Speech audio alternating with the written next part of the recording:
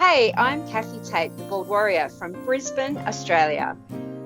Hi, I'm Daisy Papp from the Florida Keys. Together, we are Bald and Blonde, embracing the globe. Teaching mindset evolution tools to help you transform your life. Welcome to Australia. I'm not there, but I'm here in Florida. Hello, Florida to Australia. How are you? Hello, Florida from Australia. I'm amazing. Yes, down under, down Down under. under, yes. Yeah, Beginning of the world. yeah. I'm so jealous because you are already in tomorrow morning land while it is this tonight evening here in my time zone, but we're Yes. embracing the globe with our different time zones, and that's actually what we're trying to do, that we embrace with a loving arm, a loving Yes. globe, and all those living on this planet, right? Yes. Yes, absolutely. Coming to you from the future with amazing information and tools to help you guys out there evolve your mindsets and live better lives. And we're really excited about it. Today, we're going to talk about self-sabotaging and what it is and how you can actually put a stop to it. Right, Daisy? Yeah, I think this is a great topic that you chose, and I truly believe that there's a lot of people who can relate to that, and I definitely can, because I do recall when I was very, very busy self-sabotaging myself in my life, and the results involved, and so. But the reason why you brought up that topic, I wonder what is in your back of your head that you chose that topic for today. What is it that makes it so important for you to discuss it? Well, for me, I self-sabotaged for many, many years, a good 20 years of my life.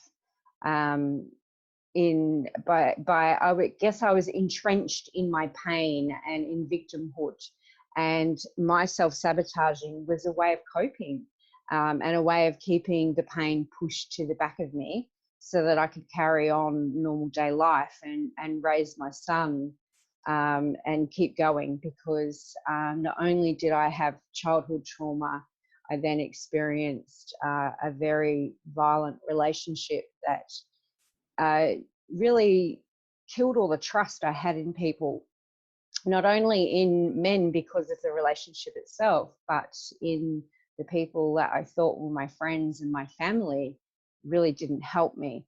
So it killed a lot of trust in the world for me. And so I went inwards and became a quite a introvert, in that I didn't know really how to make friends. I didn't really know how to trust people. I didn't really know how to communicate, because all I'd experienced was trauma, emotional shutdown, and then violence. And so I was kind of, lost for a long, long time.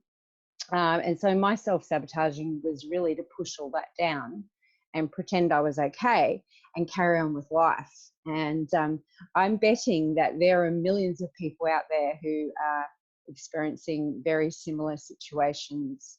And so I wanted to talk about it today, because I believe that, this podcast, us talking about it, will reach somebody and touch them and help them. So, what do you think is the main reason that people would self sabotage themselves? I think that we have a disconnect between what we deeply believe and then how we are living or how we are acting, and we don't know how to reconnect those two things back together. I know for me that deep inside, I had never reached down deep to examine my true values and my true self-beliefs. I was just reacting to the world around me. And I think that by living on this surface and never going any deeper, I never reconnected with what my real values were until later in life, when I started learning more. and actually putting some self-work in place. Yeah, I truly believe that the self-development work is something that is, it's actually, it's, many people have really a little bit of difficulty with the word work, but nevertheless it can be very much fun, and it can be also kind of a discovery. And I truly believe that the self-development is essential to live a content life on a long term. And what I realize when you speak about your situation, how you developed that self-sabotage, and without giving any details away about that, because there may come a time in this podcast series that we will speak about the details, and when Kathi will be able to share that lovingly with you, and we will announce that, of course, one day when the time is here. But when you were 8 years old, something very traumatic happened to you, and without going into details, that was not enough, because when you were then turning 9 years old, something extraordinary, traumatic happened again. Now, what happens by my experience, and I mean it in a humble way, is usually that that child at 8 years old just perceives what happens. It realizes the severity of it, maybe not internally, but based on how the adults in the environment are responding to what happened. And then it forms a belief. So for example, okay, so now we all need to be sad and we can never be happy again. And it is enough if some of the adults in your environment said that out loud. Well, we will never be happy again, or we can never be a happy family again. Now, those in our environment, they most of the time, they don't do that on purpose. They are not aware what a huge effect it has on us later on. But that child, let's say the little girl you were at 8 years old, you formed a belief. Now, what happens is really extreme when that belief gets reinforced a year later. Yeah, so it wasn't that particular thing that was said, it was that we carry on. So we never really grieved properly or went into the emotions around the trauma. It was just, it's happened and now we keep going. And so no emotions really got dug into and That's faced. Yeah. your belief. And Yes. I just mentioned that as an example. Yeah. So that, for example, okay, so now we can never be happy again, or the family is over, or there are so many cruel things that adults and parents and relatives and teachers and other children say to us, and it may not be a big deal, but for that child in that specific situation, it might be a huge deal. And so that belief that you just mentioned, okay, so now we move on and life goes on, and so let's move ahead, or so let's not bother, and we're not grieving. Now that formed a belief in you too. So that means when you are in pain, mentally, physically, or emotionally, right, because you're thinking of something, philosophizing about something, and that really is painful for you, that's what I mean with like mentally in pain. Yeah. Or emotionally in pain because something didn't work out as you wanted it to work out, and then, or somebody leaves our family, or there is a grief because we lost someone, and your belief then is, okay, so let's move on, is right. So then Yes. it teaches that little child that you were, oh, so my feelings don't matter. Yeah, well, that And makes sense. I mean, it happened again at 12, and it was the same, like, and as an adult, I can see why it was like that, because I don't think that the adults around me at the time knew any other way of doing it. no, so this is why it is so easy to forgive once we know how to. Yeah. When we have a mindset, that's how I believe, and I live by what I'm teaching, that had they known better, they would have done better. Yes. So therefore, today, in 2020 in my time zone, it's still a day before your new date. I get it. So I'm not saying out the date because otherwise we're confusing people out there. So what date it is. But so we can now today agree that, okay, so we can forgive them. Had they Yes. known better, they would have done better. Now Yes. that same reflects on myself. When Yes. I can see, had I known better, I would have handled it differently. Had I known better, I would have done differently. Had I known better, I would have sat down before I fell off the chair, right? Yes. So that is something I think that's very, very important, which is also part of the self-sabotage. Because when I'm not forgiving, because, oh, my grandmother said, oh, we will never have a happy life again, or nothing will be as it ever was before, or someone in your family might have said, okay, so let's move on. Big deal, let's move on. There's nothing we can do. Okay, let's just go, go, go. Now that belief helped you to realize, okay, my feelings don't matter. And therefore, based on that belief, you continued living your life and build it up. So when somebody hurt you physically and emotionally in that violent relationship, you responded to that based on that old belief that you formed as a child or as a Yes. teenager. In fact, Now, that's probably a huge part of why I got trapped in it in the first place. mhm. Mm. So now how do we get out of it? So I do believe what it is very important to, in order to understand it, we need to have a look at it. And in order to heal it, we need to feel it. And so we first want to discover, okay, so this is maybe what happened. I'm not saying this is the case, that exactly that belief shaped it all, because we can go in deeper, and maybe one day you will share even a live session where then we can share One day. maybe one day, or maybe not, and then you keep it to you, and that is fine as well. But if that was one of the main beliefs around what happened to you as an 8-year-old, then that already shaped how you responded to what happened to you as a 9-year-old, and that happened to you as a 12-year-old, and as a 20-year-old, and a 30-year-old.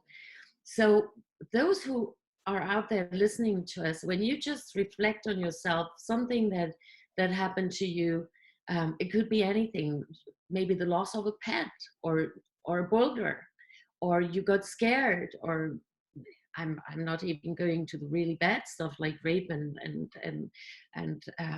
abduction. But when we have a look at that, there's one point in our life where one of these pillars were built.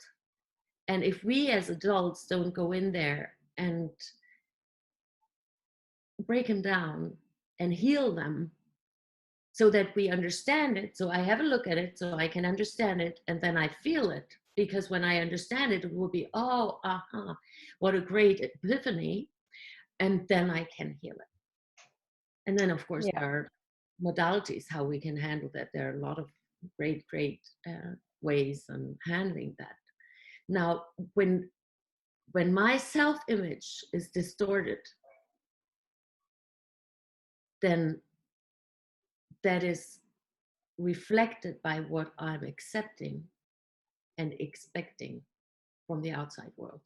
Yes. It will always match. Maybe what you mentioned in the very beginning, maybe there is that inner truth within all of us. I do believe so too. I don't have proof of it, but I have that belief as well. So that we have that true belief that, yes, I deserve better. But that is oftentimes so deep down, not only in down under, but it's so deep down that we don't have an access to it. Yeah, I think you're right. I think that gets buried under all our experiences, and it can be hard to retrieve it. I know that I was always able to access it in a tiny piece of my head throughout my darkest years, especially with that violent guy, that I deserved better, and it was one of the things that helped me get out. but it was hard to access. Like it took great emotional toll to access that. And it took even more out of me to find a way to get out, because it was quite an extreme situation, where it would be for most people who are in domestic violence type situations, where you are truly trapped by them and brainwashed as well. And the longer you're there, the harder it is to access that I am worthy voice that I think is inside all of us. And it's our negative experiences that bury it, so to speak. Well, that brainwash, I'm so glad that you mentioned that, the brainwash. So we're all brainwashed to a degree, and we're all conditioned to a degree. The question is, how do we uncondition ourselves, or how do we unbrainwash ourselves? And I truly believe that there is that deeper voice in ourselves, or that little kernel, that little seed, that golden little nugget within us, where we know we deserve better. Now, I do believe that change can only happen when the self-image inside, my internal self-image, changes. Because as long as I know I deserve better, but yeah, I'm still the victim, then it's so contradictory. So it's not in alignment. Yes. I worked with a lot of clients who went back to their violent spouse, men and women. So not that people think that there's only violent men out there. I know of a man who was brutally abused physically and emotionally and verbally by his now ex-wife, and he always went back. So they lived in his home, so he allowed her back in, because he felt, yeah, well, but see, so I'm responsible for her. So, and then comes in the self-talk, and how we then justify what we do and why we do it, and we justify why we deserve that bad treatment from others. Because I now see that the questions we are asking ourselves, and the quality of these questions we are asking ourselves, will determine the answers, especially the quality of the answers. Because the brain is it's like a scanner. When I ask you, have you seen the Bigglebug? The what? And now, exactly, you see, I made up this word just now for it was a stand-up word. I couldn't repeat it probably. So I got all your attention, right? Yeah, got mine. So now when you ask yourself, okay, so why is he doing that to me? Or why am I in this situation? Your mind will automatically scan through all the data that we have inside, and it will find 1,001 answers at least. Right. Now, So they're the wrong questions, aren't they? so now when we ask a different question, then we can get a different answer. Now, the battled spouse, male or female, they do not have access to their creative parts and pieces in their brains, because they're constantly under fear. Yeah. Did I do that right? Is that okay? Is it okay that I touch this here? Oh, did I switch the phone off? Is it okay that, do I look good enough? And did I make the dinner right? Is it too salty, honey? Is it, yeah, I'm late. I'm sorry. I'm truly sorry. I didn't go anywhere. I didn't date anyone else. I didn't cheat. I was just late because the traffic light and whatever. So, and that kind of behavior then actually makes us even more insecure. Yes. And it gets even more out of balance. And because we have no access to the rational and intellectual brain parts as well, that is how the brainwash becomes easier and easier for the brainwasher. Yes, absolutely. Yeah, I can see that.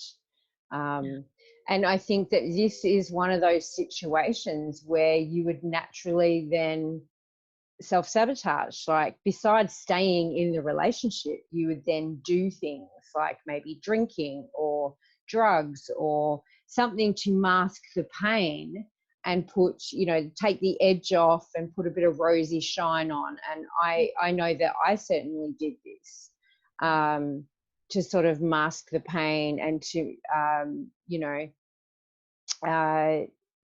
help make things seem different for myself. And also to show a different face, right? Outside. Yeah, absolutely. Like, pretend that you're enjoying life, pretend you're having some fun. Although I have to say that in one of the relationships, there was no outside contact. I was that isolated that I never saw anybody. That was the one where I was quite young though.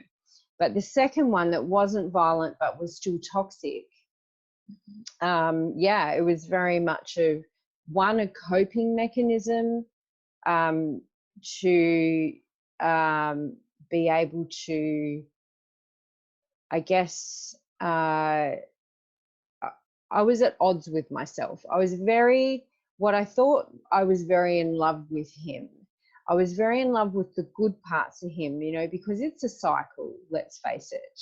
And part of the cycle, they can be, a really nice person. And I was very much in love with that person, and then dreaded the part of the cycle where they changed and acted like somebody else. And so the self-sabotaging would get worse in that part of the cycle, because it actually made him easier to cope with. Because one, I cared less because I was probably drunk more often. And two, I would actually start forgetting what had happened and the things he'd said to me. And I look back now and I can see that the pattern of me drinking and then forgetting parts of the evening probably started at that point, where I wanted it to happen. I wanted to forget, because it was then less damaging for me the next day.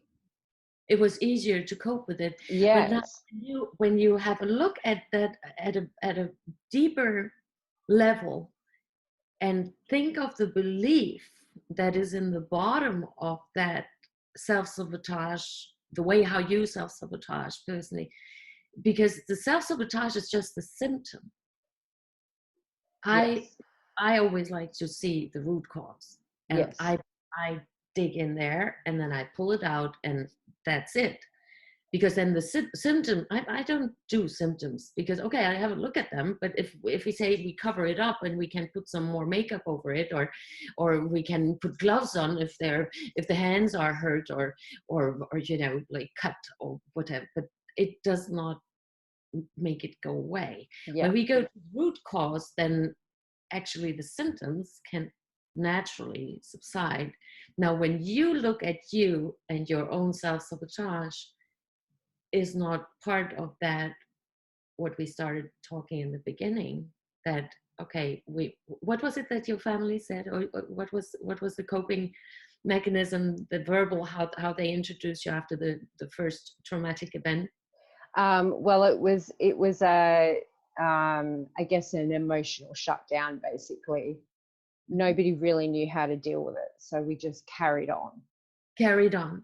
Okay, Yeah. so now that carry on reflects completely the sabotage. Can you see that?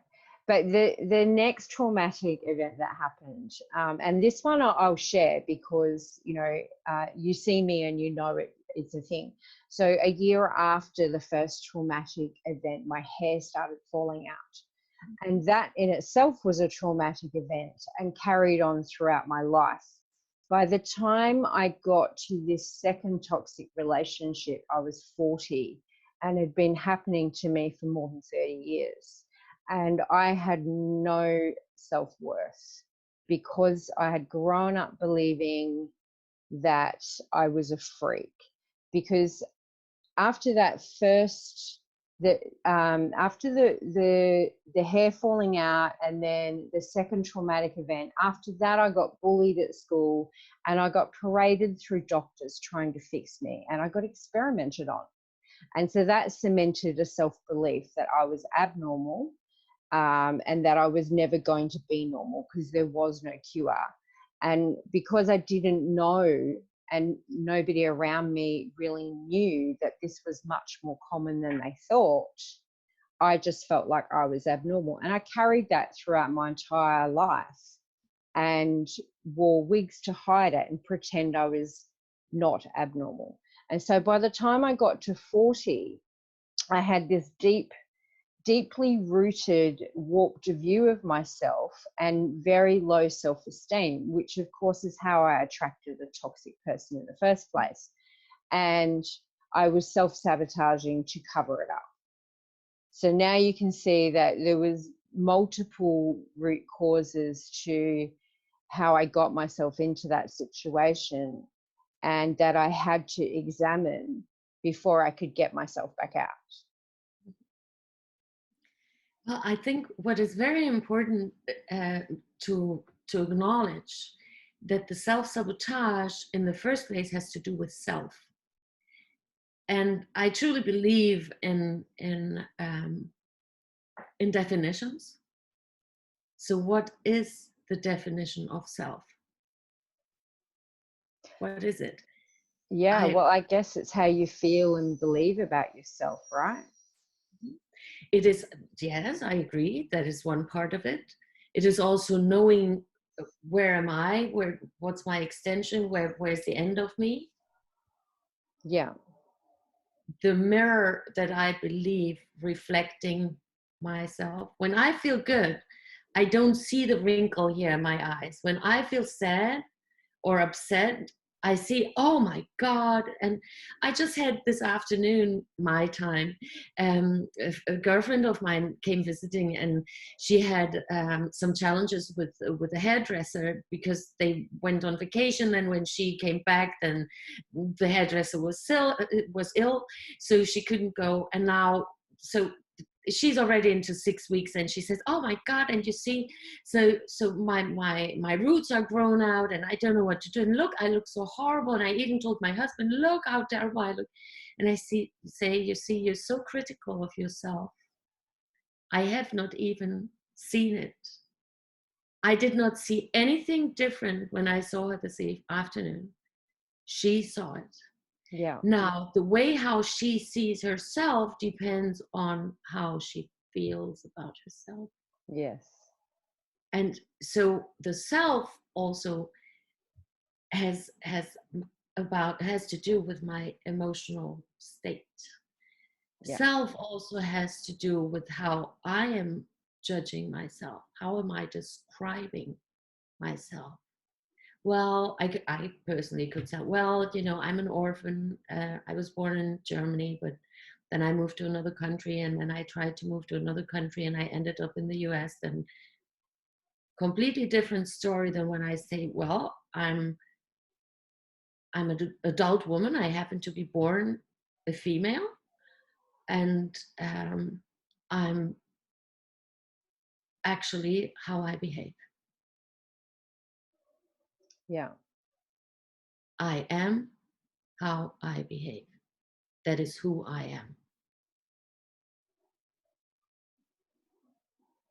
And that's quite a profound statement, I think, Daisy, because I know that for me, for so much of my life, I feel like I spent it reacting to what was going on around me, because I couldn't face so much stuff that was going on deeper inside me. I had no tools, no knowledge of how to face it. And if I did let myself feel some of it, I didn't know what to do with it or how to cope with it. And so I kind of just put it in a box and locked it away, because I hadn't really been brought up to see a professional to get help. That was not really something that happened, in our family. So that didn't really even occur to me, to be honest. And, if I sat down and thought about the things that had happened to me up until, say, my 30s, it was all rather really, really painful and sad. And so it was easier for me to just put it away and not look at it. And so it wasn't until I removed myself from that toxic relationship in my 40s that I unlocked it all. And wham, I spent a good 3 years pretty much crying all the time. But I knew that inside of me, I knew that I had to feel it all again. Otherwise, I could never rebuild myself. And you see, that is another belief that is already self-sabotaging. Well, it's all I knew how to do. I was just figuring it out on my own, right? Yeah. But so I'd like to give you a very exciting example. I find it very exciting. I don't know, maybe it's not that much excitement for you or to the listeners. I had a client of mine, I'm still working at times with him, and he's an IT guru, and he's working for a global company, and he's the global chief for IT for that company. And he came to me one day and he was so extremely upset, and he says, so I need to work hard, and I need to work hard, and my dad always told me I need to work hard. So his belief I need to work hard was so deeply embedded that everything went around that. So when something went easy, that cannot be it. So it was suspicious to him. So when something really went well for him, he says, no, so I need to work hard. I need to work hard. And sometimes he even was capable of messing something up that was already perfectly fine, but because he was not able to to acknowledge himself and his achievement, he said, no, I need to work hard. I need to work hard. So we changed that in a few sessions, that, okay, I work smart. Now, I recently visited him in Miami in his office, and I brought my laptop because we wanted to work on some some things online, let's put it this way. And so I asked him, so what is your internet access and the Wi-Fi, and so forth. And so he gave me the Wi-Fi name, and then I said, so what's the password? Work smart, of course, he said. And I just loved it. So that belief changed his entire life after he was able to change his belief. Now, Yeah. when your belief was that once you were able to let go of that relationship, that, okay, I need to cry it all out. I need to feel it all. I need to feel all that pain to be able to let it go. Then that will turn into a self-fulfilling prophecy.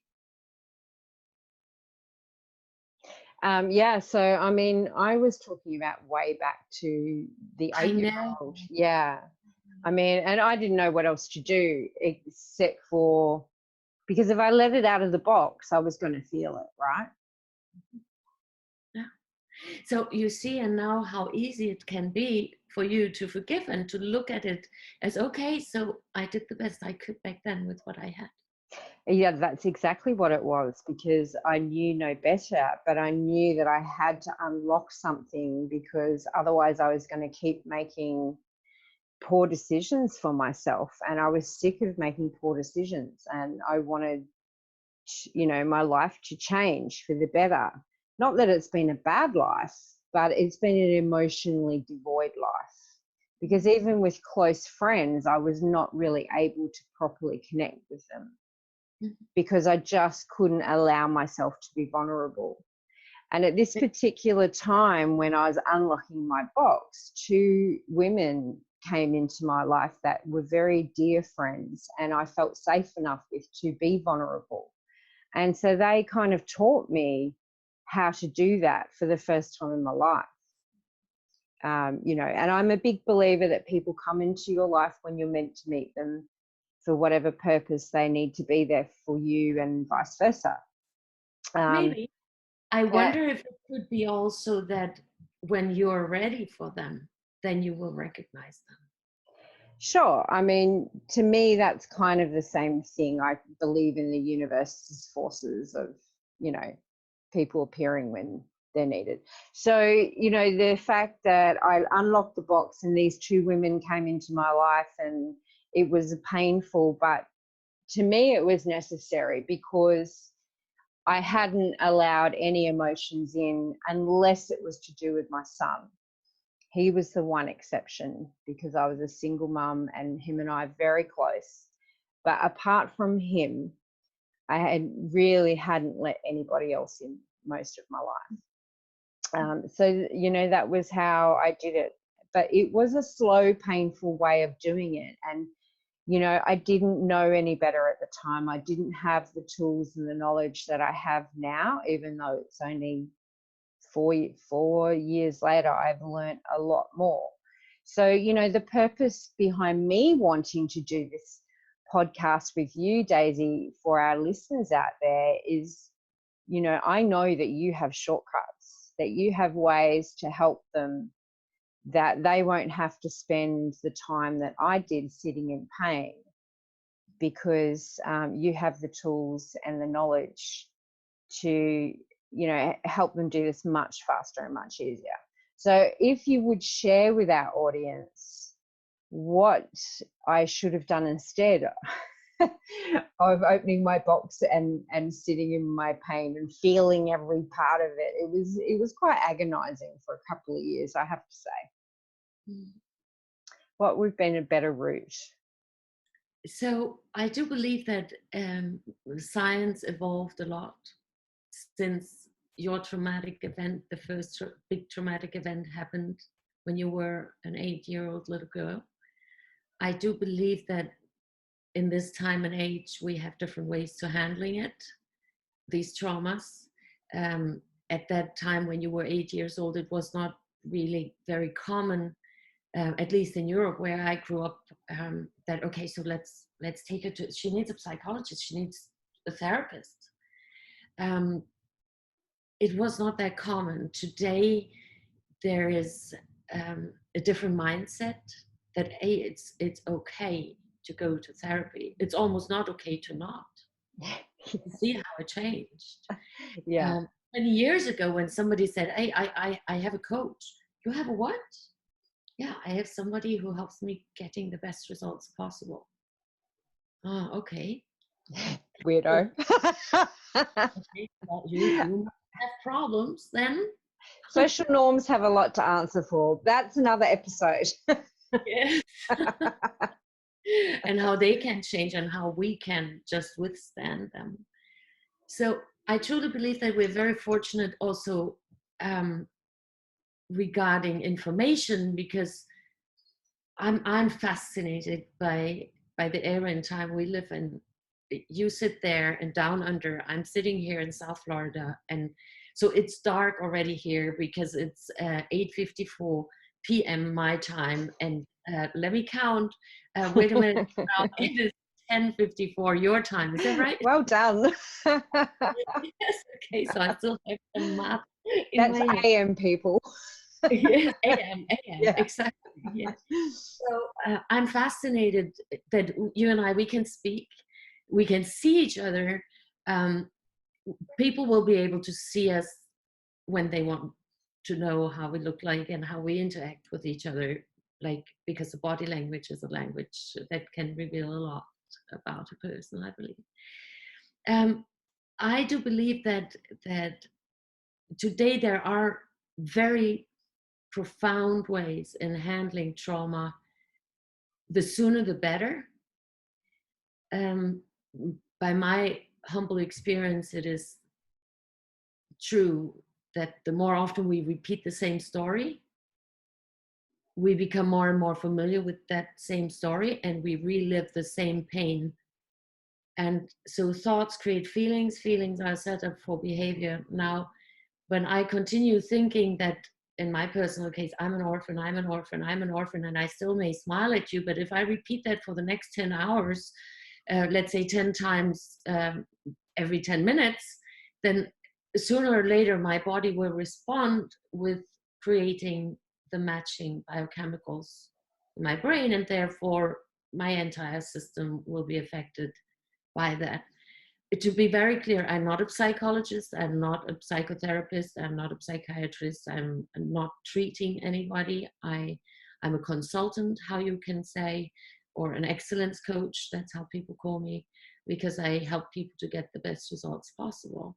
I studied and trained with some really fantastic individuals in that field. Some of them are the world's finest. And And what I was able to do over time, I created a little bit of recipe. It's like when you know how to create some delicious Asian food, and you also know some African food, let's say, and you also know how to make a ceviche, and combine that, let's say, with some flavors from Hawaii, and then the more knowledge you have, then you can just pick some specific spices or some cooking methods from different cultures and create something new Yeah. that you can see it works. And that's kind of what I did with a lot of modalities. And the results I really try to get are fast and lasting, and the least painful as possible. Because when somebody comes to me after 30 years of therapy, they suffered already so much, not only financially because they paid for the therapy for 30 years, but then they come in and they they will relieve such an amount of weight, because when we work with the subconscious, where everything is stored even before we were born, and so the prenatal, right, that is usually not accessible with our conscious mind. And when we dig into that and we just update the software, we just recode. We look at the old coding, okay, so then now we update it, and out you come with a new software. And you know how it is when you have a smartphone or computer, laptop. Once you update the software, you cannot possibly go back to the older version. And that's what we do with self-recoding. Yeah. Sounds amazing, Daisy. Thank you. Well, yeah, and I think, which is very important, we would like, so we would like to introduce some skills that are easy to apply and that really make Yes. sense. And I call them life management skills. And there are some things, so for example, self, and how do I see myself? And I do believe something as a little goodie we can give away. Should we or should we not? We should. We should. Let's do We it. should. Yeah. Yeah, okay, fine. Okay, we agree. So stop talking poorly about yourself. That's what I suggest to everyone out there. It is enough when your neighbors call you, oh, you stupid. Or it's enough when your husband calls you, oh, bitch.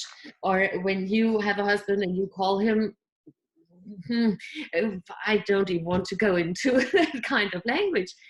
So it is enough when other people say whatever they say, because what other people say is about them. Yeah. What you say about you is about you. Yeah. So in order to reach a different self-image, it is very important that we shift the self-talk.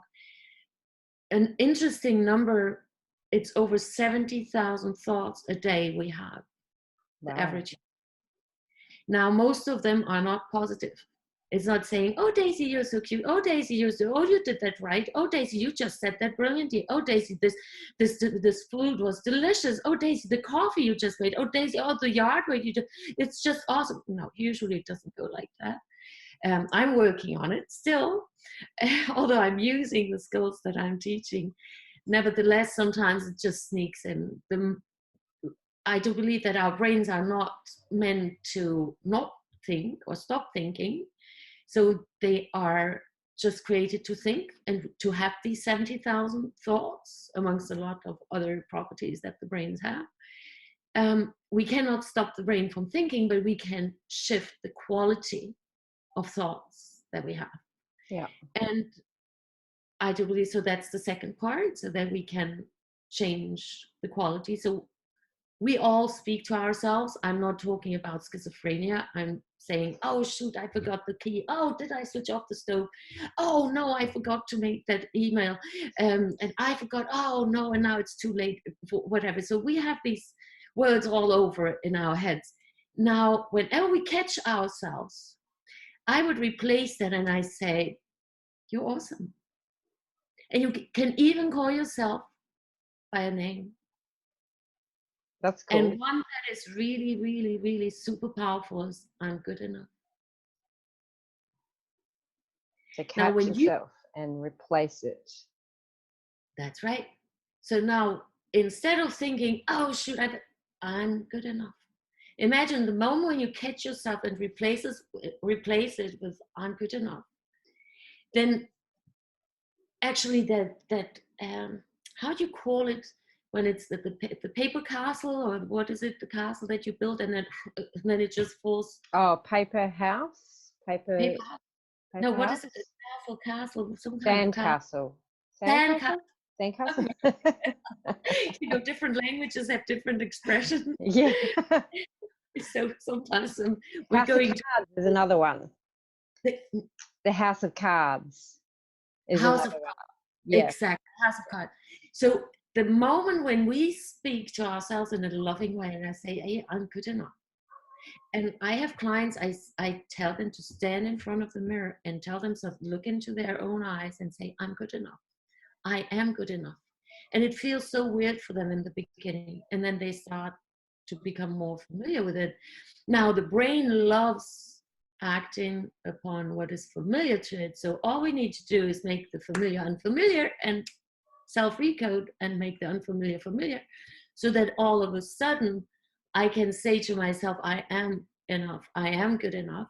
And when I say that to myself, then it becomes so much more easy to stop saying, oh, I forgot oh, shoot, oh, I'm an idiot, I'm a this, I'm a that, and then come all the labels.